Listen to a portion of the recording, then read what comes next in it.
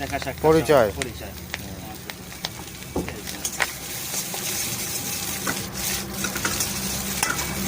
এই যে ওখান থেকে পরিচয় আমার, তো এই যে আলাপ আলোচনা ওখানেই প্রপোজ, ওখান থেকেই সব কিছু শুরু।